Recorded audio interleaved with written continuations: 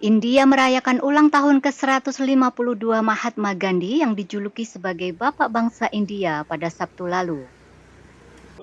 Gandhi merupakan tokoh yang memainkan peran kunci dalam keberhasilan India meraih kemerdekaan dari penjajahan Inggris pada tahun 1947 dengan cara damai dan menyebarkan pesan anti kekerasan. Berkat jasanya, dia pun diberi gelar Bapak Bangsa. Gandhi tinggal di Mani Bhavan di Mumbai, Maharashtra, tempat dia mencetuskan seruan anti kekerasan pertamanya. Orang-orang mengunjungi Mani Bhavan setiap tahun pada hari ulang tahunnya untuk memberi penghormatan serta untuk merayakan ide-ide anti kekerasan dan persatuan yang dipromosikan oleh Gandhi.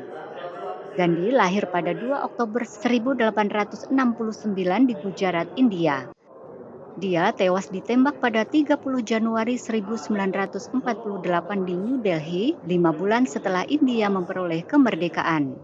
Koresponden kantor berita Xinhua melaporkan dari Mumbai, India.